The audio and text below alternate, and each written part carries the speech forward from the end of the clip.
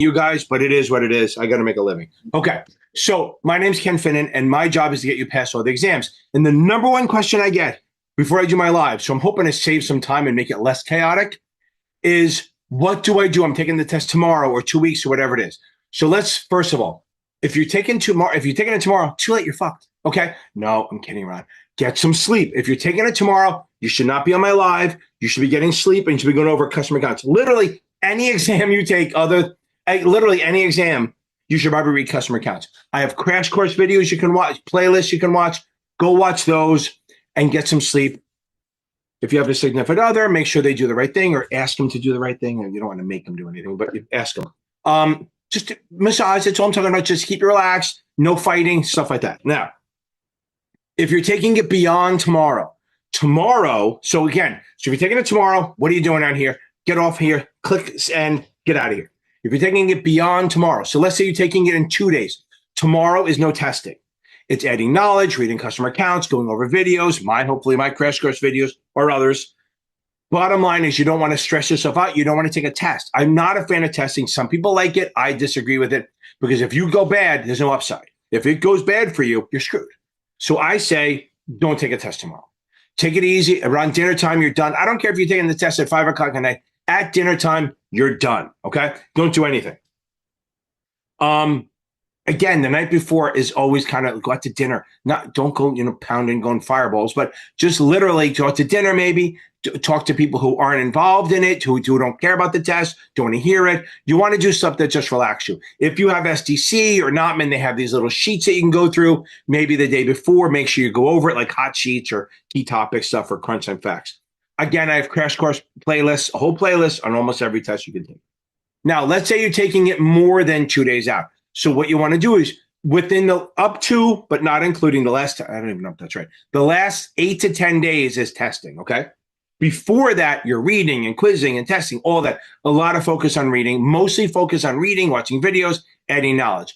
But in the last 8 days, not including the day before, so whatever that is, so 10 days before, you're going to take tests every day. One test, not two. If it's a 63 of the SIE, maybe you can take two. But again, I don't think it works that well. Oh, I feel the heat on my back. I really just want to turn around and take a dive.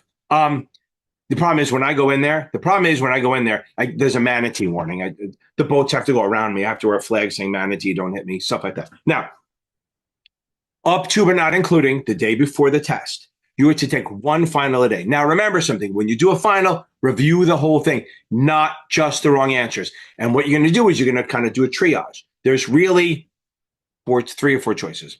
You look them over. If you got it right for the right reason, you're good. Move on. Make sure you read the answer why. Okay. 2, if you got it right for the wrong reason, mark that down. You have to review it because if you got it right because you guessed, that's just as bad as a wrong. Almost more dangerous, right? Because you think you got it. 2, if you got it wrong because you misread it, which happens with the Kaplan, Past Perfect, STC, even Achievable, all of them you can misread it. If you get it wrong because you misread it, but you knew the concept, don't worry about it.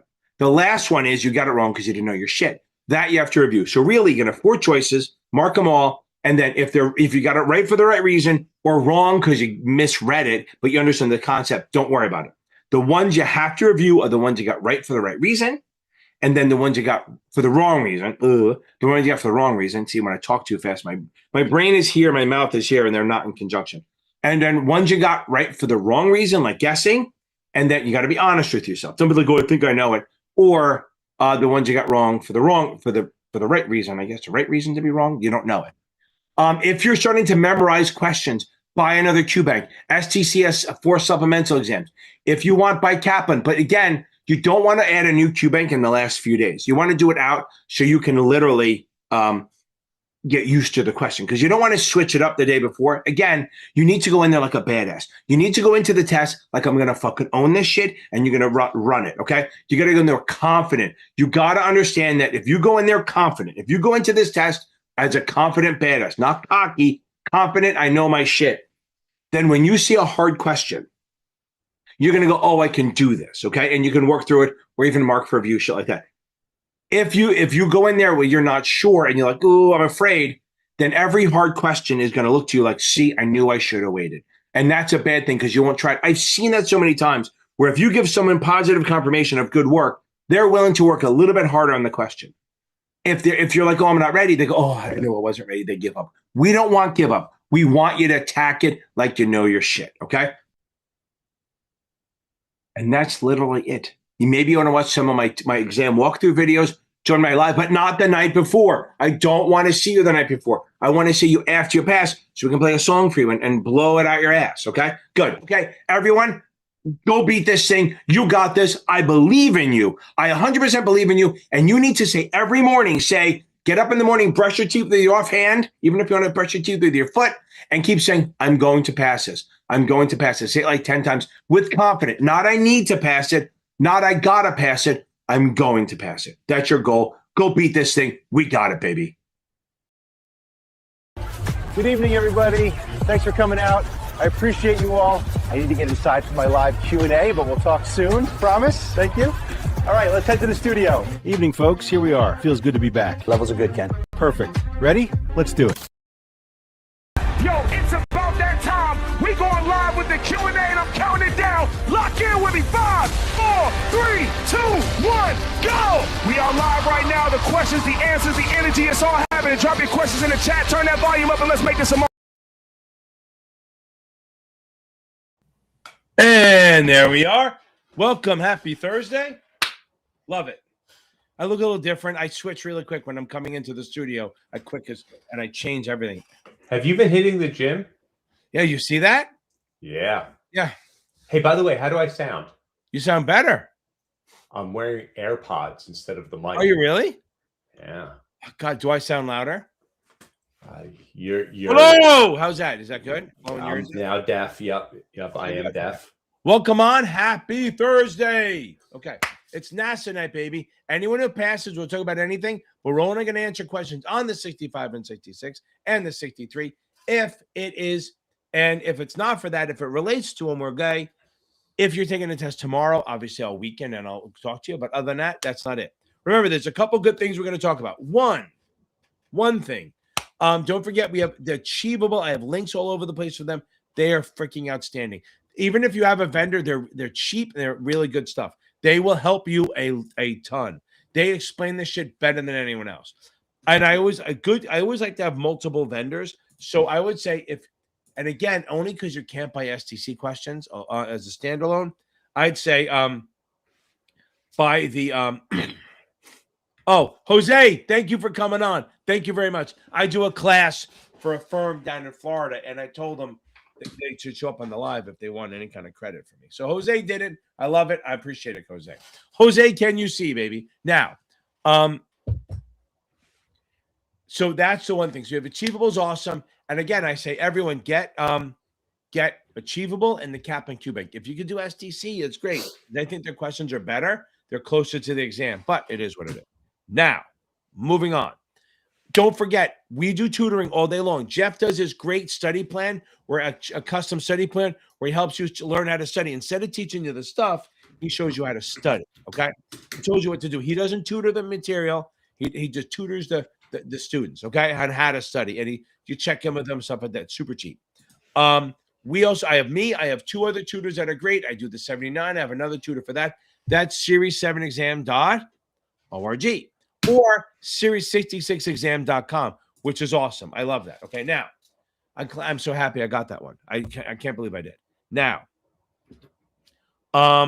third thing is Scott. I love it. Back on. He's from the class too. So, the third thing is, if you don't like my style, which I don't know why you fucking wouldn't, but whatever. There's a guy, Michael Weiss at series7examtutor.com. He runs the subreddit Series 66 Exam and Series 7 Exam with the word exam at the end. They're super busy. I mean, they have so many stuff. He runs that. Also, he tutors. He has a CFA, so he's really solid. Good stuff. Okay. Now, the memberships in there, Jeff. Oh, the memberships. Yeah. So Jeff put in the memberships. If you can't afford my incredible. Oh, by the way, I see one of my tutors logged in on my Instagram side. Mick. Now, if you want help and you can't, and you don't want to really pay for this, and you want a group setting, we do memberships. Okay. One for the 65, 66, there's two of them. There's $24.99 a month, not a class, a month. Dirt fucking cheap. Okay. We meet every Sunday at 5 p.m. Eastern. to group class, stuff like that. If you bump it up to the $49 a month, we meet on Sundays and right before this live. We literally just finished up. There's like 4 or 5 people. A lot of people pay, and a lot of people they can't make it. But from 7 to 7:55, because I do this, p.m. Eastern, we meet, and it's a smaller group, and that's $50 a month. Check them out; they'll help. And again, Jeff just put the link in for there. Okay. Oh, Veronica Harmonica. Okay, hold on. Okay. Yeah, you're gonna. I just had a guy, D-Man. He had the same things up in Albany, which they can handle the snow. And he was called the night before. He was emailed at like 7:00 the night before that they canceled it. Yeah, if you're getting 8 to 12 inches, they're probably closing it down. I would bet that they did. Okay. Yes, Celeste. I do the SIE on Tuesday nights. Oh, and yes, the tutor. Yes, they do for all exams. My tutors teach every exam. I do the principal ones, but I have a 79 guy, and my other tutors do the SIE and the SIE and the and the Series 7 and the 6 and all that other stuff. Okay. So yeah, Celeste, they definitely do all of them. Okay.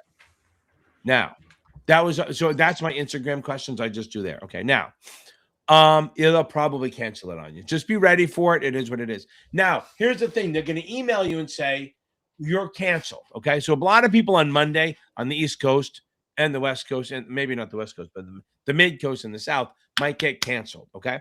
So let's keep an eye on this. What's going to happen? You're going to get an email canceling it. Won't charge anything. And they'll say, we'll reach out to you in 4 to 5 days and tell you how to reschedule. Fuck that. Do not wait for that. You do not have to wait for that. What you can do is go right on give it like an hour, go on the Prometric site and rebook it. Usually go right back on and look for a date. If you wait the 5 days, you're going to have to wait like 10 days to take it. So you don't have to wait all the way to the end. You can absolutely do it pretty much right away. Okay. Take down Joe. Okay, now guys, remember, you guys are on here. It's going to be a delay. So you guys don't see the questions on here. I put them up so that you can read them. So if the Instagram people can't read it, but I'm going to do that. Okay. Remember, I'm about 10 minutes behind now. It'll get worse. Okay. So can I go over exempt securities and transactions? Yes. But listen.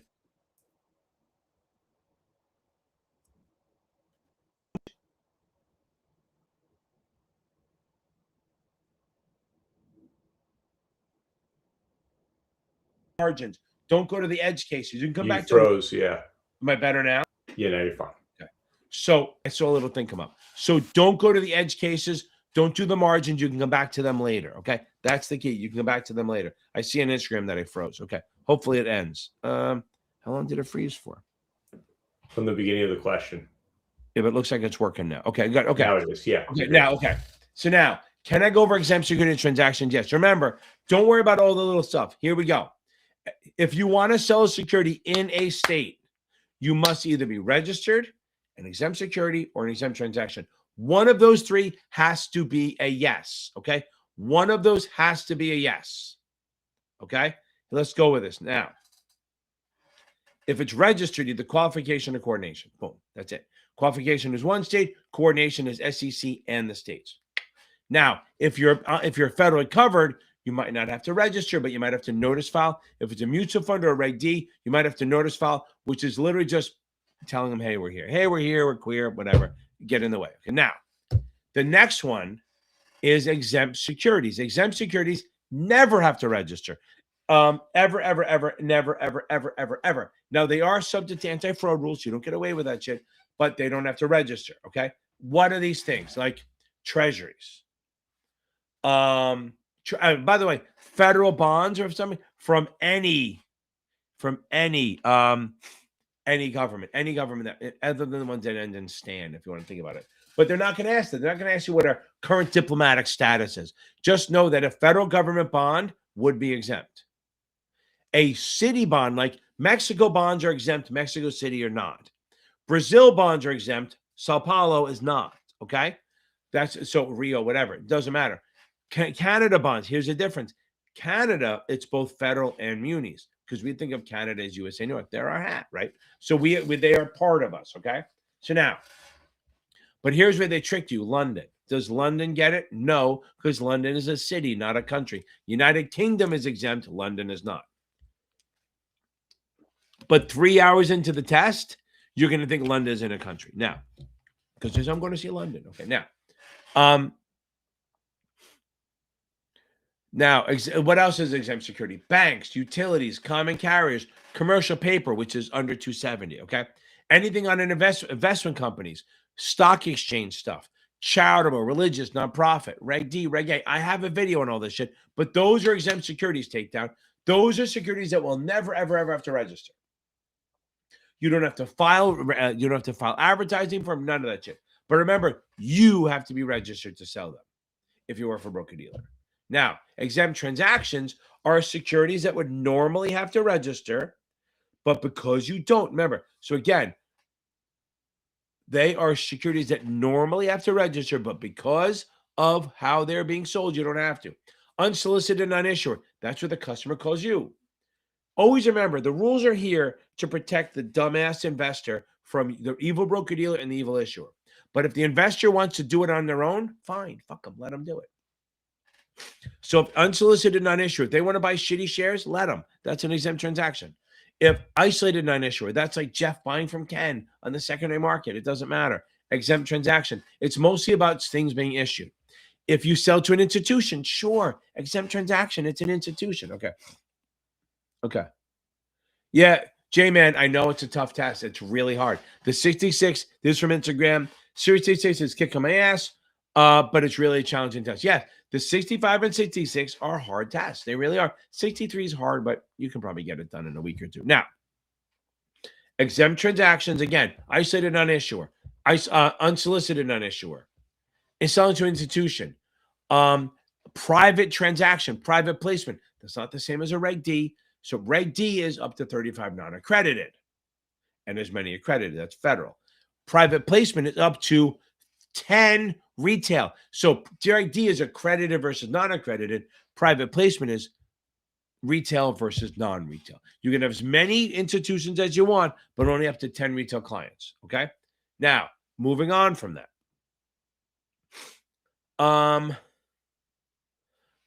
If someone dies, or you have a bankruptcy, usually an executor or a trustee or a sheriff will be involved in selling the shares or liquidating the account. Those are exempt transactions because the person's dead and they got to do something with the shares. So that supersedes it. Another one is if you sell to an employees or you sell to an underwriter. Those things are all exempt transactions. The last one is a pre-organization certificate. You can have like up to 10 people in there. Like if we go public, I'm going to list like my wife, Jeff, all these people getting shares of when we go public. Think big, okay? That's no money changes hand. It just lists who's going to get money. Those are all exempt transactions. Think of this way: exempt securities are like your friend owns a nightclub. You never have to pay. You never have to get in line. You always can go in anytime you want. Okay. Exempt transaction is like you have a ticket to get in tonight for free. You can have 1 million of them and do them every night, but every time you need it's a transaction, you need that ticket every time. Okay. Hope that helps a little bit. Don't focus on anything yet. You're halfway through. Focus on the big picture takedown. Okay. I think I'm getting sick. I hang out with our grandkids too much. Okay. I got to read this. I read the Kaplan book for the 66, went to live class with Kaplan. Okay. Okay. Lillian. Okay. So now, okay. Keep in mind, I'm glad. And I think you said later, I helped you pass the 7 NASAA, which is awesome. Okay. Now, and by the way, Jose, welcome, baby. Welcome from down south. You guys get it nice. Maybe you get a little cold weather, but no freaking snow. I'm so jealous. Now, yeah, it is the same thing. But remember, here's the problem. Everyone starts thinking about the exemptions. As I say, stay away from crazy. I can't say that enough. Stay away from crazy eyes. Okay. Now, what I mean by is focus on the rules. Focus on the actual rules. Don't think about the exceptions. Think, okay, broker deals register. They have an office or a retail client. Got to register. We'll come back to the other things. Get the rules down. Then you can work on the exemptions. That's literally how we do that. Focus on the exemptions, not that. Okay. Now, Now, Scott asked me a massive question. I don't know how to answer that. I have a suitability video. I know that it scares you, okay? But you have to remember, what did I say about my Holy Trinity, right? It all comes back to that. If I want income, you have to pay me stuff that pays income. If I want growth, you have to be stuff that's going to grow, like common stock. If I say safety, you say treasuries. The problem is the vendors hide the shit all the time. You always, here's the thing. How does this work? You need to know your customer. Are they old? Are they in their 80s? Are they in their 90s? Okay. Time horizon means a lot. Okay. So if they're old in their 90s, they are past their expiration date. So they're probably going to what? Die soon. So you have to do short-term treasuries, safe shit. If they're in their 20s like me, they're willing to be aggressive and they have long-term time horizon. They can do stocks. Time horizon comes first. Are they old? Are they young? Are they mid? You have to, and the younger they are, the more risk they can take. Okay. Now, and by the way, you guys are like horrible from the 20s. Go fuck you. Okay. I look great for being in the 20s. Now, so that works. Okay. The younger we are, the more risk we can take. So time horizon is everything. If I need money in less than 5 years, equity is not a thing. So understand a couple of things. You never do equity under 5 years. Real world, yeah. Test world, no. You don't do you do money markets or T-notes or stuff like that. You got to match their time horizon, okay? You don't do A shares under 5 years. If you have a mutual fund, A shares are long-term, a lot of money. B shares are mid to long-term. Money isn't a thing.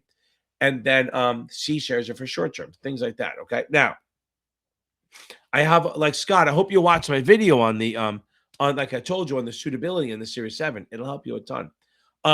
If you put somebody in annuity, make sure everything is capped off first. Life insurance, that's a big one. You're going to say, what do you ask them? Do they have life insurance? Yes. You got to make sure. You don't put somebody in an annuity. Now, again, there are some firms that are not happy I'm saying that because they go, we make all our money on annuities. But you don't do annuities until their 401k is topped off. Their IRA is topped off. They have their 6-month reserve. They have in life insurance. Then you move on. Okay. That's where that is. Okay. So now, coming back to this. So life insurance, again, if they're young and broke, you're going to do term. If they just want life insurance and they don't really take a lot of risk, maybe do whole life, which has fixed premium. We did this, okay? I have videos on this. If they have an inconsistent income, you do universal because you're going to adjust the payments. And if they're a baller and they're willing to take risk and want to beat inflation, you do variable. There's a lot of different things, right? So you don't do munis in a retirement account. Why? Because munis are tax-free. Why would you put them in a tax-deferred account? Shit like that. There's a lot of it comes down to ask the person what they need and then assume that they're fucking stupid and you want to protect them. So like if they go, oh, I need money in a year. Your mind is going money markets, CDs, shit like that. And they go, I want to be a baller and be aggressive and make a lot of money. No. Fine. If you want to do that, do it unsolicited. But as an advisor, no. You can't do. You have to say, oh, you want your money in a year or two? It's money markets. It's CDs. It's Fed funds, shit like that. Okay. All that stuff. Those are okay. T-bills. You can't put them in stock. Even if they want to. If they want to, go somewhere else. Because remember, on the 65 and 66, you're an advisor. Like, if I open an account with a broker-dealer and I tell Jeff he's my agent, I go, I'm not telling you shit. Here's it is. You got my name, you got my address, you got my date of birth and my social security number. I'm not telling you shit. As a broker-dealer, you can open the account. But everything has to be unsolicited. But as an advisor, you can't open the account because what's your job as an advisor? To give advice. And your job is to do that and manage your account. If I don't tell you anything, you can't do it. So you can't open the account. Broker-dealer can, IA can. Okay. Okay, now. Veronica Harmonica. Okay. Hold on. Yeah, Takedown, you can do it. It's a subscription. You go on YouTube and you pay it. It's $50 for a month. Just make sure you turn it off. Jason, hope you're still on here. I know you've been waiting a while. Okay. Yeah, again, the $50 membership thing. Yeah, just do it. Absolutely. You can just make sure you cancel it. Okay. Baby, I love it. Boom, 227. We're going to get this again. We missed by 2 points. We're not going to happen again. Now, what are you going to do? When you fail, you act like you missed by 32 points. Okay? You act like you missed by 30. reread the book. Take some time off, reread the book. Act like you're brand new, like a virgin. You just act like you're really just brand new and start over again. It's your maiden voyage into this shit. Okay. Now, I can do Reg D in a second. Let me get Jason, baby. Jason! Okay. Now, started the 66. Yes, it's this Kaplan stuff is solid, and they're supposedly trying to cut it down, but they have a lot of what do you call it? Overdone stuff. Okay, they really do. But listen, Jason, you passed.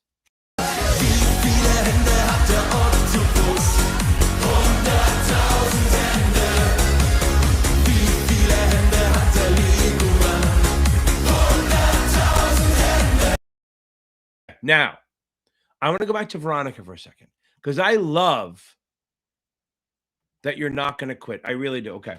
Oh, I didn't realize I was on mute. That sounded really good in the earbuds. Did it? Yeah, it sounded amazing. Oh, that's awesome. I have a new one I'm getting. I haven't uploaded yet. Now, you may not like the one I'm about to do. Now, Veronica, I am so happy that you're not quitting. Never, ever quit. Never quit. And I've seen people quitting. What? Over? Did you say over? Nothing is over until we decide it is. Was it over when the Germans bombed Pearl Harbor? Hell no! German? Forget it, he's rolling. It ain't over now. Because when the going gets tough,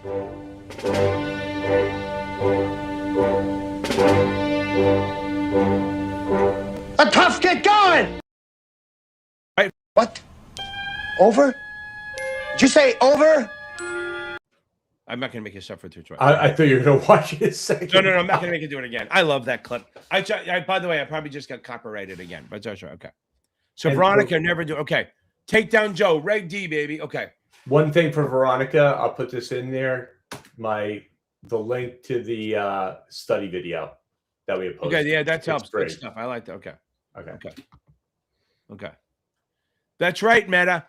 Joe Jose, damn right. Okay, now. Okay.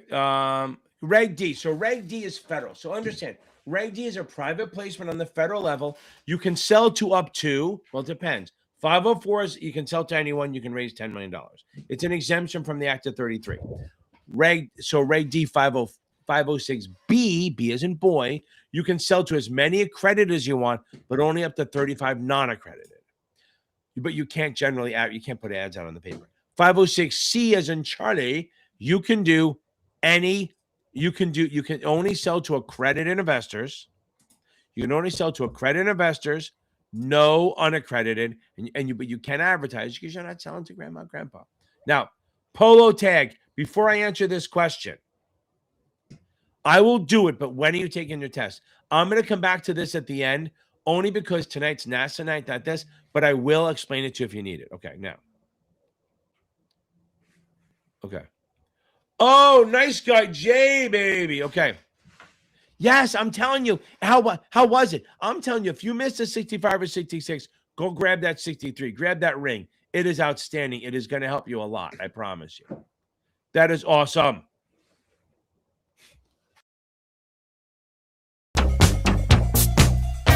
I want to take me to Funky Town. Want to take me to Funky Town. Now, from Instagram, J-Man, what test are you taking? Okay. If you're taking the 65 or 66, you got to have the regs. It's like the 7 with, remember, okay, by the way, congrats, big, nice guy. Let me get off of this. So now, J-Man, if you are studying for the 7, it's obviously everything, but it's mutual funds, options, munis, suitability, taxes, stuff like that, and annuities. And make sure, and remember, it's the debt, but focus a lot on the munis. If it's a 65, 66, it's not as clean as that. But if it's a 65, you got to have the regs down, sure. You got to have the investment vehicles, and you absolutely have to have like the business stuff, okay? But if it's a 66, focus, half the test is regs. So if you can get the regs and the investment vehicles down, probably be fine, okay? Oh, and everyone, like the investment recommendations, as Scott said, that's a lot of suitability, okay? So again, if you see Polo Tag answer, let me know. Because I asked him when he took it, when he's taking it, okay? because that's really spreads and straddles are for Tuesday night. Okay, now, okay. Is there any cover for the SI 65? A little bit, maybe 20%, because the 65 is a deeper dive. There's a lot more of the product stuff on it. So maybe 25 to 30% overlap, but a deeper dive. Okay. Okay. Okay. Nice guy, Jay. Here we go. Okay. WWE, stay here. Don't leave. Okay. If you're still here. Here's my thing. If you have the SI and 63, why not do both? Start applying and study for the 65. Take the 65 on your own, because if you can get the SI 63, 65 out of the way, then you took a lot of the test risk off their plate. There's a lot less risk for them, and there's going to be. I'm not saying there's no guarantee of anything, but it does help a ton. And since you have the 63, 65, you can even go to a place that does a 6. I don't want you to do that. I want you to go to like a Schwab, a Fidelity, RBC, UBS, stuff like that. Morgan Stanley, Goldman, JP Morgan, all those places where they require the 7. Okay. Okay. But yes, fucking get the 65 while you can. It just makes life easier. WW Ace. That is awesome. I'm glad you passed the 7. We're going to get through the 63. That is awesome. I love it. We're going to be a badass, right? You're going to be a badass savage on that, right? 100%. Yo, pencil like a mic, got my mind in drive. I'ma take this test like a savage live. Pages flip when I spit, answers lock in place. Every bubble that I shake got a champion face. I'm prepped, no sweat, pop quiz, no. I'ma take the test like a savage. Pencil in my teeth and a fire in my eyes. Yeah, I'ma take the test like a savage. Don't need no luck, got my brain on overdrive. Wanna rock that page and Going to crush it. Boom, baby. You're going to crush this thing. Come on Tuesday night, even though it's Finner night, and tell me that you passed this thing. Okay. Okay. Okay. Okay. Yep, there you go. Mets 100%. And again, the SI is a good base for the 65. The 65 just takes a little deeper. Okay. And here we are. Veronica Harmonica. Yeah, there's a lot of hedge fund stuff. I tell people to read the trust estates and accounts, but there's always a couple of hedge fund things. Remember, I saw a couple questions where they go hedge fund versus venture capitalist fund. Okay, so a hedge fund it's a privately pooled investment, right? It's only rich people, accredited investors. Okay, now they're looking for what they call an absolute return. What that means, an absolute return, is that you're earning the same return no matter what, whether the market's up or down. So this is the market and this is you, baby. You're just marching on and not even care. You're just marching through the snow, through the heat, through everything, and you're keeping the same pace. That's a hedge fund. That's why a lot of hedge funds are considered bears. Like Bridgewater became, some people knew about it, but Bridgewater became famous because in 2008, they made money when everyone else lost money, okay? And there was other reasons, but the point was that's a lot of people like pensions and stuff will put a portion of their money into hedge funds to get so even if it's bad, they have a consistent money. Understand, there are other hedge funds out there, the ones where the guy sits in his robe in his townhouse in New York City and he trades. Those are not the same thing. And Jeff, you know what I'm talking about, right? Yeah. I had a girl who used to interview. She was interviewing for hedge funds, and like 3 of the guys were like guys in there just in their basements trading. And they're like, I was just gonna say, come down to my basement. Yeah, no, I don't think so. I don't think so. Why are the windows blacked out? Right? Okay. No, but they legitimately trade out of their basement. I'm not saying that they're like no, 100%. They're absolutely in their basement. I'm trying to make it worse, but yeah, they're literally like she was not attacked by anyone, but she said everyone I talked to was like sitting in their pajamas and sweats and t-shirts and a hedge fund. They go, I need an assistant. Okay, sure you do. Okay, but those are not the hedge funds we're talking about. But again, hedge funds only raise money from pretty much accredited investors. They're illiquid. They're not very liquid. Now, a venture capitalist fund invests in more early stage stuff. They have like a 7. Now, supposedly, according to the All In podcast. Oh, I got to bring some up. So All In podcast, my favorite podcast. It's not, look, I have certain podcasts I listen to that I would never tell you that to do because I might get canceled. No, I'm kidding. But All In is very good. It's about tech. They're all about good stuff. They did a great story about 2 months ago on how venture capitalists used to have a 7 to 10 year time frame. Now it's closer to 15 years. So it's so if you get like, even if you get like a 400% return on your money, it's over 15 years. It's shit. There are so many other better ways. So that's a problem. And yeah, I mean, if you come in with like a 10,000 return, you're fine. 10,000% return, but that's not, those are like unicorns. So the venture capital stuff is more like early stage stuff, and they have much longer time horizon. Hedge funds, yes, they're not liquid, but they're moving along quick. Okay. They're looking for absolute returns. That's going to be questions on the exam. Okay. Oh, and if you're managing a hedge fund, you do have a fiduciary, just like a mutual fund. The manager has a fiduciary obligation to take care of their investors. They don't get a pass because there's rich people in there. That's not the deal. Okay. Now, if you're managing a private fund advisor, if the funds are under $150 million, you just have to report your financials, and you're called an exempt reporting advisor. If it's over 150 million, then you will have to register with the SEC. But here's a question. If you are looking for an exemption, say you just want to do with rich people, you have to be eligible to register. What I mean by that is you can't be suspended, denied, revoked, and then get the exemption. You can't be statutory disqualified and go, oh, I can't work with the broker dealer. I'll just create my own hedge fund or something like that. No, you can't. Maybe a hedge fund, but you can't. No, you can't. If you're an investor, if you're an advisor, you have to be eligible to register, which means if you want the exemption, you can't have a statutory disqualification or a revocation or being in the middle of suspension, stuff like that. Like Stevie Cohen, when he got nailed, he could manage his own money like a family office. So, and then once the 2-year suspension was up, then 0.72 came in and been the big thing. Okay. So again, even if you're exempt, your exemption doesn't take away the fact that if you're disqualified, you can't do it. I saw a question referring to that. Okay. Okay, hold on. I love it. We're supporting each other. Nice guy is a nice guy. Veronica, harmonica, we're going to get this. Okay. Now, I'm really confused about commission. Okay. Okay. Commission splitting. Okay, here we go. You can split commission as long as they work for either the same broker dealer or under the common control, okay, same broker dealer or under common control of the same broker dealer. So, like, I worked for a firm, and we had one broker dealer that Jeff and I worked at, and then we had another one that was a separate broker dealer. We could split commission to them because it was owned by the same people or the same broker dealer. But here's the other part: you must be equally registered, and what that means, you don't have to be registered everywhere they are. But wherever the customer is, you both have to be registered. You can't I'm not registered there, so I'm going to split commissions. No, you both have to be able to get commissions from that person to be able to split commission. Now, do you have to let the firm know? You don't need permission. You got to let the client know. That's it. Hope that helps a little bit. What's the biggest thing junk mail. Hold on. Junk mail.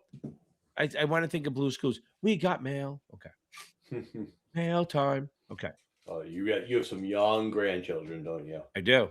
But it's funny. I've been doing it so long. I'm now on the third man. You know, Blue's Clues, they have changed. There was Steve, I couldn't watch it before, and I couldn't watch it. It moves too slow. Yeah. Well, that's why people like it. No, that's why people like it for children instead of this bing, bang, bang, bang, bang, bang when you're 6. Okay, here we go.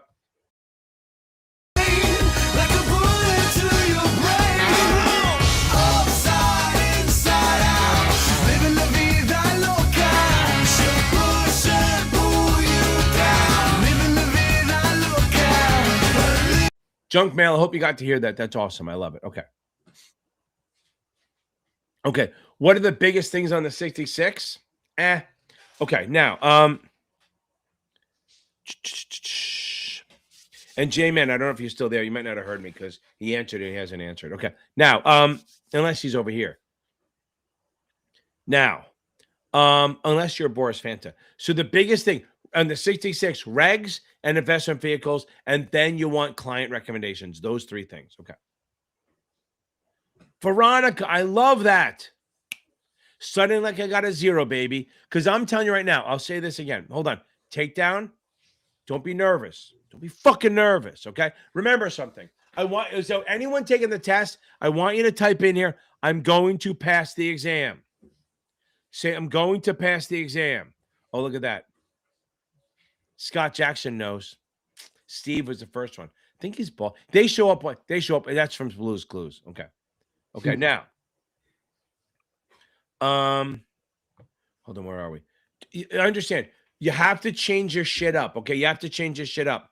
You have to think, I'm going to pass. Everyone said, yeah, baby, Mike Dismont. I love it. We're going to pass. Gotta fucking say it, baby. Listen to me. You have to change nervousness to excited. Tell yourself you're excited to take the test. Say, I'm excited to take the test. Say, I'm excited to take the test. I'm going to beat this fucking test. That's what you have to say every day. Okay. Guys, throw some questions in here. I'll get to them. Okay. Because I'm almost catching up. Shauna, baby. Okay. Okay. Giannis. Marsha. Veronica Harmonica. Carmen Diego. Okay. Scott, baby. I love it. Alec. Yes. Alec, baby. We're going to get this thing. Okay. Marsha, baby. Marsha. You're going to nail this thing. Going to beat the test up. We're going to take it like a goddamn savage. I fucking love this. Guys, throw some questions in there. Let me get this. Okay. Okay. I have a question for you. Go ahead.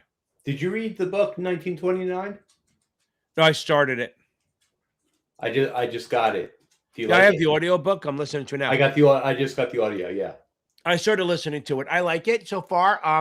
I was talking to him on Twitter because I told him. I said, "You ever read?" No, what? Sorkin? Yeah. I mean, not just quick because the book it's very much like the book, my favorite book, Once in Golconda, and he was like, basically, that started his reading the book Once in Golconda started him on this path. Oh, is that right?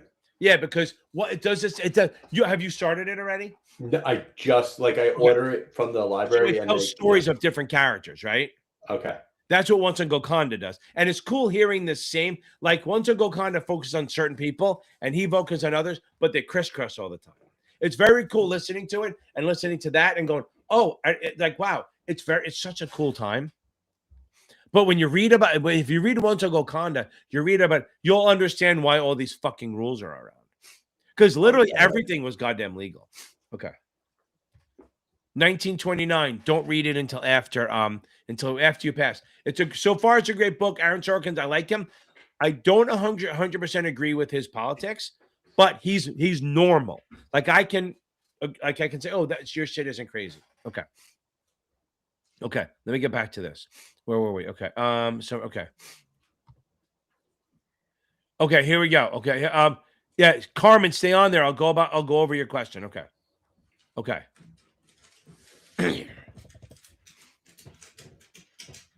So hopefully, Layla, I hope that helped a little bit. Okay. Okay.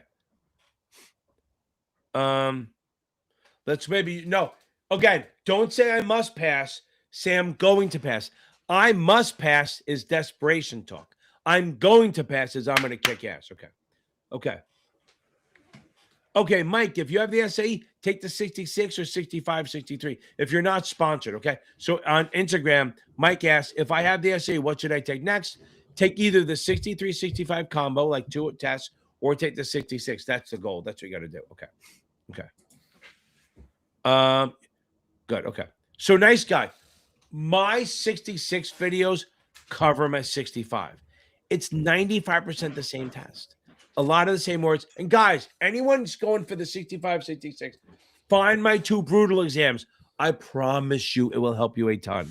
Also, you can probably look at Test Geek. Brian Lee has some stuff that'll help too. He has some good tests that'll helpful. But again, my 2 brutal exams will help you a ton. That's all I'm going to say. Okay. Would you say to take the brutal exams after you've done the when you're ready? You're going to do it when you're ready. Like don't do it in the beginning for the test. Yeah. Because it's more about just seeing where you are. By the way, it's not actually that hard, right? It's hard, but it's not that hard. It's just it gives you the same. The whole point is it's going to give you the same vibe as the exam. Okay. But it also changes up from what you're used to reading, and their oh my god, yes. That's why I'm saying it looks more like the exam, so you get used to seeing what the exam looks like. Okay. Again, I'm just leaving it at that it gives you a better idea. Oh, I hate being sick. Okay, now by the way, I have to go to LaGuardia tonight. What? at 3 a.m. Oh, come on. Are you serious? For what? I think it's either LaGuardia or JFK, one of the two. It's my it's my daughter's fiance's flying in from Panama. Okay. Oh, really? Yeah. The Panama people. Yep. I like him. He's a good guy. Okay. Yeah. Okay. Okay. That's funny. So now let's go to her question. Okay, here we go. So Carmen, okay, here's the deal. Here's my thing on this. If you are regularly meeting someone somewhere, that is a place of it, because it's not an office, it's a place of business. So, like, look, if you meet someone in your hotel room once, that's not an office. But here's my advice. This is for women. If someone wants to meet you, okay, in the hotel room, this Pam Anderson had the best advice. If you go to someone, she had this, okay? She said, if you go to the hotel room and the guy's wearing a robe when he answers the phone, opens the door, don't go in. Just turned out there. But anyway, so the question is now, a little Harvey Weinstein right now. Matt, what's the guy? Matt Lauer from NBC, whatever. Okay, now, if you regularly meet in a hotel room or regularly meet in a lobby or rent a hall in a hotel, that is a place of business. But if you happen to meet a hotel room or happen to meet at the bar one time, that's not a place of business. That's the difference. If it's regular, if it's like if I go, every week we meet here, that's a place of business. But if you go, I'm going to meet at the hotel, I'm driving through the state, just meet me here, that's not a place of business. Okay. Yeah, avoid the hotels, baby. Okay. Okay, here we go. Junk mail. Okay. Going to take the ceasefire near the end of February. I felt confident before. Okay. Yeah, okay. Junk, right now you got a lot of time, right? Well, February is a tough month, but I would say your best bet is go to just reread. Since you have so much time, why don't you spend the next week or so just reading the book? Just reading the book. That's I would say. Just read the book. That's your best bet right now. Spend a week doing that, watching videos, read the book, then start doing tests. You want to start doing tests with about 2 weeks before. Okay. Dominate, Alec. I fucking love it. Okay. Now. Okay. Commingling. Ooh, commingling. It's like canoodling. Okay. Commingling is when you put customer money with firm money. That's it. You can't do it. It's not allowed. Now, can you put customer money with customer money? Sure, but you have to keep a record of it. Can you put customer securities with customer securities in a margin account? Sure. You cannot put customer money and firm money in the same thing. Okay. Okay, Sarah, everyone asks this question. Not a lot of math. Not a lot. I mean, look, if you can do P ratio, if you can do total return, P ratio, maybe a tips question. I have on my math. I have videos on this. You might have to do the guy who took it yesterday, D-Man, my man. He said he had some, present value questions. Very simple. I have a video called Time Value of Money. You can find it. It's super duper good. It's really going to help. Okay. So I think if you do that, you'll be fine. But again, P ratio, earnings per share theory, present value, future value, most of it's theory, but you might have to do math. I never know. I would know total return and maybe tax equivalent yield. Other than that, I wouldn't worry about it too much. I have a video on a Series 65 math that you should know, that you should recognize versus no. That'll help. Again, it's the same thing. But again, you could literally, like I am math challenged. I can do some stuff, and I've never gotten less than like a 95 or 96 since like 2000. And I suck at math, so don't worry about it. Okay. Marcia, that's great. I love that. Going back and forth is the way to go. Yes. There you go. I'm telling you right now. Nice guy. I get it. I'm with you, but I can't do that. Okay. I just have, I'm teaching so much. It's crazy. Okay. Okay. Now, if you guys remember, if you watch my 66 brutal exam, you'll know I got a question or two wrong. And one of them was, because it was 2 a.m. I did it. It's social values, right? So values is like, ESG is like values. I mean, it's like social, I forgot what they call it. I'd look it up. I'm not going to do it. I'm too lazy. It's much more about like, it's a non-financial, like, look, here's the thing. If you have a right-wing person, you don't put them in stem cell research. And if you have a left-wing person, you don't put them in Monsanto. Okay. If you have a if you have a Muslim, maybe they have to file Sharia law. Maybe you don't put them in Hormel selling pork, shit like that. It's also maybe Jewish, the same thing. You have to know your customer. So you basically remember that. Always, you can ask the hard questions because you got to know what they want. Again, if they walk in wearing a hemp skirt, maybe you're not going to put them in Monsanto or like Lockheed or something like that. Okay. Okay. Oh, avail yourself. I got it. Okay. Now it's funny. I think somebody told me that Kaplan goes crazy with the wording sometimes. They use the word antipodal or something like that. And I don't even know what the fuck that means. And I don't know. I can't remember what it was. I don't know I do my phone, but I can't go on. Okay. Maybe I can. What was the word they use? And I won't even look it up because I have no idea what it means. The word is antipodal. I don't even know what the fuck that means. Okay. I do not know what antipodal means, but they use it in a question. What the fuck? Now, the real test may have some crazy wording, but not that bad. They're just, you can usually figure it out even if you can't get the wording. Felicia, boom. Okay. Okay. No, right naked putts. They are bullish. Writing, I don't know why. Shauna, I disagree. Writing naked puts is a bullish bullish strategy, right? So they're not that risky. I mean, here's the thing: they're more risky than buying calls, or they're not even more risky than buying. I guess they're more risky than buying stock. I think that's wrong. I think that maybe that's an incorrect statement. Selling now, writing naked puts is risky in a bear market because if you sell a 50 call at 2, you can lose $48 or $4,800 and only make 2. Okay, now it will always work out because it's the likelihood of it going down versus what actually happens. So, but now I think writing naked puts is risky in a bear market. Okay. You just took the 63. That's awesome. But it depends how long ago you took it. Okay. If you took the 63 like 3 years ago, it has no bearing on right now. Focus on everything. Here's the thing. When you start studying, do not just go, I'm just going to focus on the good shit. Now, I'm a fan of not wasting time on the edge cases, but you got to learn everything. So I'm really not a fan of saying, oh, don't do this. Okay. I'm not really a fan. And RC, I'll get you. I am not a fan of saying, what should I focus on? Focus on anything. If you took this 63 like a week ago, yeah, don't worry about the regs too much. You have to do it, but then you got to work on business and investment vehicles and stuff like that. But again, if you took this 63 like a year or two ago, you got to study everything like it's brand new. There's no way you're going to remember that shit. Now, how is Notman for the 66? I think they're great. They're not my favorite for the 66, but they will absolutely get you past it.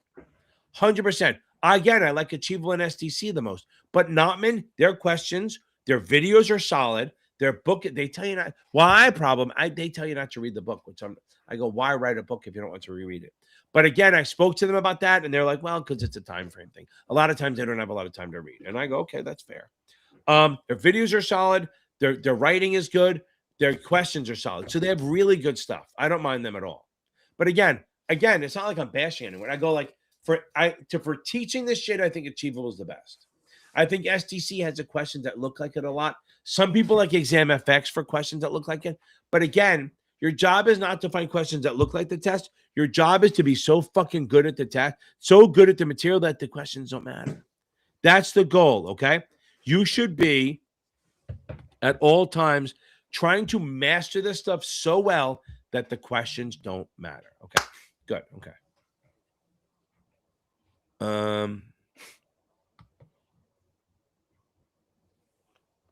Yeah, 100. That works, right? That is absolutely a social ESG thing, right? Social value, if you want to call it. I remember when you watch my Brutal, you see the question about, I think, guns, and you'll see that what happens. Okay, pews, I have to say, right? Okay, so now, yes. So if someone, like if my dad died of a heart attack, okay, so probably from overeating, so maybe you shouldn't buy me food stocks, whatever it is. I don't know where it is. I'm just saying you got to look at what's going on in their life. Okay. Becky, we're going to nail this. Boom. I love it, baby. Layla, we're going to knock this thing. Okay. Okay, Sarah, it's not much harder. It's different. That's the problem. The 66 is not harder than the 7. It's just different. It's like I always say like this when they talk about products, the 7 and the SI are brute force here. The 66 is like a little angle, like a little more deep, a little more nuanced, a little more brainy, if you want to say stuff like that. Okay. But it's not hard to just study hard. Okay. Okay. Working in the firm for about 4 months. So you help me. Okay. Oh, Nick, I appreciate it. Thank you very much. It took me a while to read that. It's late. I fucking love it. Awesome. I love it. Congrats again. How's work going? Okay. Okay.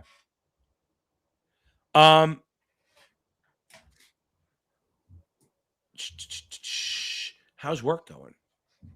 And why would you text me? If you're watching this, why would you text me while I'm on my live? Okay. Now. Okay. Aaron, I can do that. Okay. Like I'm a second grader. Okay. Hold on. Let me do that. Okay. Let's try this. So see if I can pull this one off. Okay. If you want to buy crayons, I'm kidding. So okay. Fair enough. Okay. I'm going to do it like a fucking second grader. Okay. No, it's not going to work. I was going to do the crayon, really do the crayon thing. But so think of it this way. Bring out my new school. Okay. So look. And I have a video. Aaron, find my video on time value of money. It'll help a ton. Now, look. Okay. Nice guy. I'm going to... Oh, there you go. I don't know what Tootsie's is, but it's nice guy. It should be fun. I usually go to Naples, but maybe I'll have to find a way to go to Miami. Okay.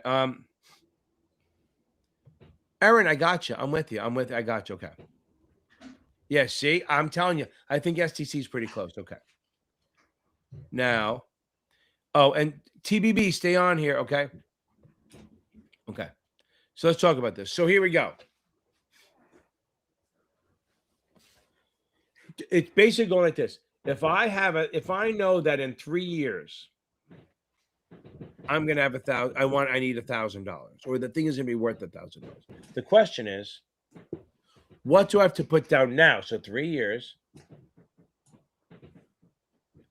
3 years, what do I have to put down now to get to that number? So I'm going to discount. Now, it's hard with real bonds. It's not just this is a zero coupon.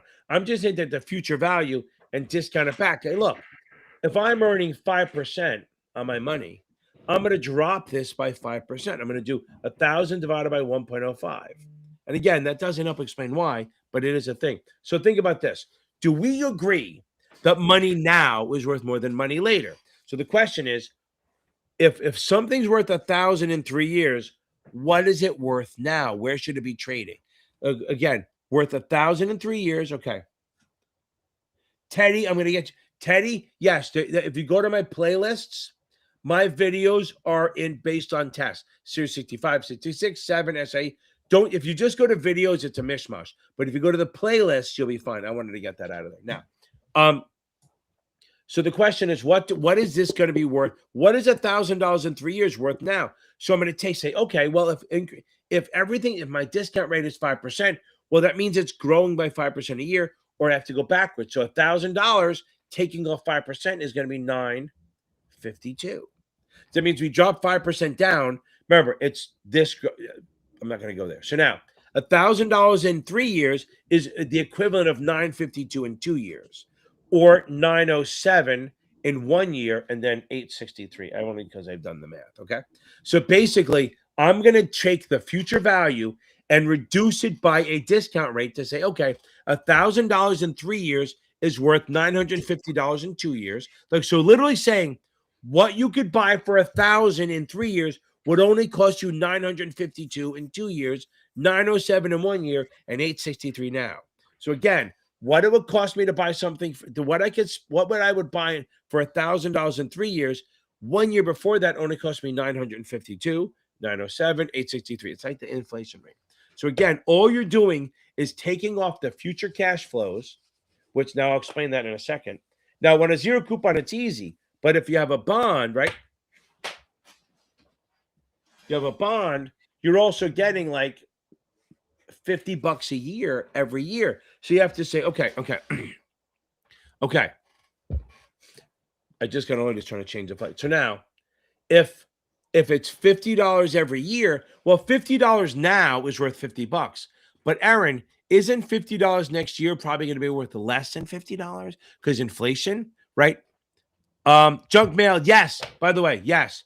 D-Man fucking killed it, baby. D-Man killed it. D-Man pass. Okay, now back to this. So, and Aaron's like, shut up. I don't care about other people. So $50 in 3 years is not going to buy the same as $50 now. $50 in 2 years will buy less than $50 now, but more than 2-3 years from now. So discounted cash flow is just discounting the future values. Now, again, you don't have to do an essay on it. Okay, I don't know if it helped or not. I probably made it worse. But the point is, you don't have to. You just have to understand that what you're doing is you're saying that in the future, $1,000 is not worth the same now. Like I can literally buy, if I spent $863 now, that's so this what I buy now at 863, I would have to basically spend $1,000 in 3 years.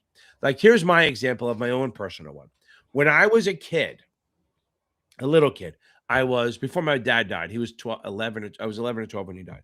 So when I was like 9 or 10 in the early 70s, my allowance was $20 a week. And everyone's like, "Oh my God, that's so much money." I had no fucking idea what it was worth, right? So I do that now, right? So at 9 years old, I'm getting $20 a week. I could buy Matchbox cars. Pizza was 50 cents. All movies were $1.25. I think I saw Grease like 5 times in a row, and I still had money left over for popcorn. And now here's a question for you, Aaron. So my $20 in 1979, I could take literally 15 of my friends to the movies with me and still have maybe $1 left over. Okay. Now, so that same $20, if you go to the movies now, you're not even getting in unless you buy like a second-rate one or in the suburbs somewhere, right? So the point is, so that $20 gets worse, buys less and less stuff. So the discounted cash flow is reducing my purchasing power. So I did the math on this. My $20 a week in 1978, 77, it would be like if you gave your 10-year-old $93 a week of allowance. Imagine that. So I was getting $20 a week. That's like if you gave your 8-year-old $93 to $100 every week as an allowance. It buys the same amount of shit. Okay. I hope that helped a little bit, but don't overthink it. And if I made it worse, just let it go. Okay. Okay. Oh, you got a fucking 90 on your captain and you're coming out of here saying you're fucking nervous about something? Go screw yourself. No, I'm kidding. You're going to be fine. You're going to get shits. Some shit's not going to be good. Some things are not going to look good to you. Let them go. You don't need 100. You only need a 73 because you're going to take this like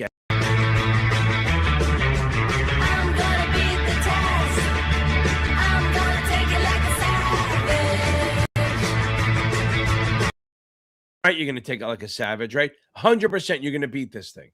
And get off me here. Okay.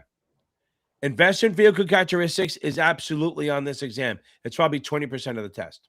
LinkedIn user, thank you. Okay. Okay. Okay, hold on. John Buscemi. Brother of, no, I'm kidding. He's not his brother. Okay. What's the other guy? Buscemi? Steve, right?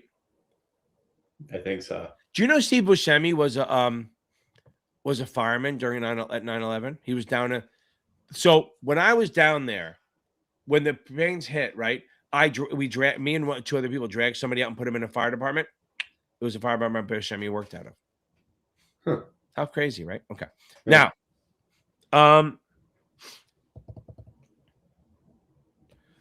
wasn't trying best way to work. Yeah. Listen, sometimes it's so busy. You're just like, you got to remember, the fake it to make it actually is a thing. Okay.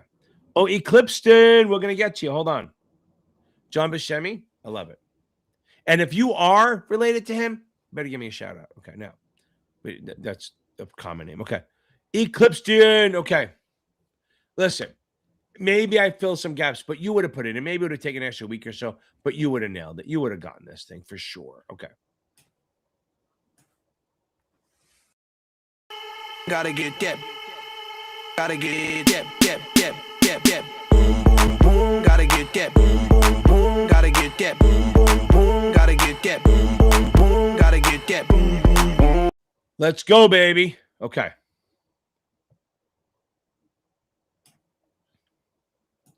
Yeah, that wasn't really for a second grader. So I know, Carmen. So I'll do it. Let me since I'm done and I can do this. If you have to buy crayons in 5 years, basically, if you have to buy crayons in 5 years and you know they're going to be more expensive, would you be better off buying them now or waiting? Okay. So if I want to buy crayons, hold on. You know what? Do I have a question I can put up here? I might. Okay. Okay. Okay.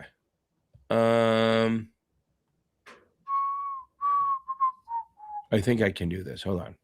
Let me see if I can find one. Okay. I think I can. I think I can. I think I can. Where's my brutal? Hold on. You're all going to get a little treat here. We'll get a question. Here we go. This is it. This is on my video, but hold on. Let's see if I find it. Okay. No, I don't want that one. Not with the answers. Oh, yeah. I guess I don't care.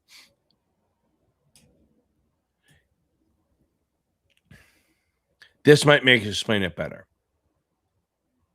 Where are we?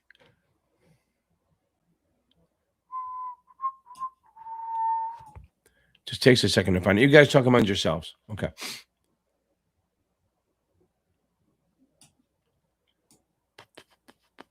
It's coming. It's coming. It's coming. I feel it. That's what she said. Hold on one second. Hey, hold on. Is it not? Oh, here we go. Okay, good. Let's see if I can share screen here. Aaron, if you're still here, let me see if it helps you. Hold on. Okay. Jeff, can you see it or no? I can. Oh, it looks bad, right? Yeah, it's a little off center. Is that any better? I mean, you can see it like that. You can no, go back. Yeah, leave it like that. Okay. Number 78. Okay. We're going to look at number 78. If you're on your phone, I think, let's see. It's on the phone. I don't know if they can see that. I'm going to just look on my phone to see how it looks. Yeah, you can read. Let's see if turning it sideways helps. No, it doesn't. Okay. So everyone, you can probably zoom it maybe. Yeah, you can read it. Okay. I'm going to read it out to you guys. Okay. A business expects to buy $1,000 of additional inventory in 2 years, and the required rate of return is 5%. Right now, so let's say I can buy crayons for $1,000, Aaron. Okay. Now, let's say I could, instead of buying them in 2 years for $1,000, I can buy them at $940 now. So I have a choice of buying $1,000 of crayons in 2 years or actually paying $940 for them now, assuming the rate is 5%. The question is, Jeff, should I buy them now or buy them later? So if ballpark, you think, oh, maybe I'll buy $940, it's cheaper. But let's find out.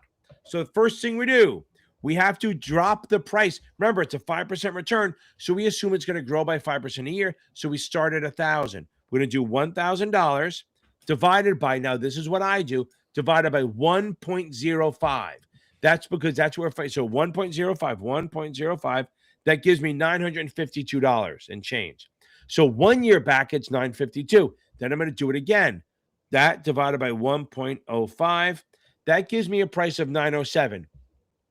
So that means if I buy the crayons for $940 right now, I would have paid $33 too much for them because the price should be $907. So again, if I had to buy crayons, I have a choice of buying them in 2 years for $1,000 or this year for $940 at a 5% rate of return. I am better off waiting 2 years to buy them. It's going to be cheaper. Even though it's more money, that money, it's worth more. Okay. Hope that helps. Did that work for you, Jeff?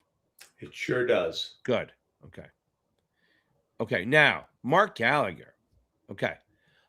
If you go on my website, if you go on my channel, I have 3 or 4 channels. I have about 5 videos where I take them online.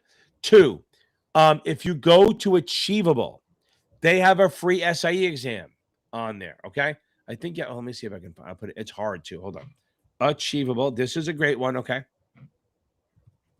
Free. I'll see if it shows up here. Free SIE exam. Let's see if it should show up. Here we go. So here's the link. You can take this one, and it is hard. It's going to challenge you, baby. Okay. There's that. And I'll put it in here too. See if you guys can get it. I don't know if you guys can do it. But that's a free SIE exam. I keep doing the wrong thing. That's a free SIE exam from SIE. Okay. Oh, there you go. Erin, I think she's got it. Okay, good. Yeah. Again, don't worry about it too much. Yeah, great. Yeah, that's fucking crazy, isn't it? Okay. Okay. I'm glad you got it. I tried to explain. It's tough to explain like on a simple level because I'm always afraid it's going to be undone. Okay, everyone. Jose, thank you for coming on. I appreciate it. Now make sure you tell people in the class how fucking fun it was, right? Okay. And when you pass, Jose, I'm going to play a song for you. Okay. And since your last name's, I assume you're probably a nice Irish name of Diaz. I'll get a good song for you. Don't worry about that. Might be a little insensitive, but it's okay. That's the way I go. So there's the achievable test. You can do a practice one on it. And I think we're good to go. All right. Hold on. Not yet, though. Hold on. I got to go out with a bang, right? Hold on. Not that one. Not that one. Not that one. Not that one. First, just remember, guys. Well, the Series 7 exam. I'm a bad bitch, and I'm going to take this test like a savage. A little sparkle never hurt anyone studying for finance. Here we go. Now I'm out. Everyone, I'm out. You'll see you later. Where are you headed, cowboy? Nowhere special. Nowhere special. I always wanted to go there. Come on.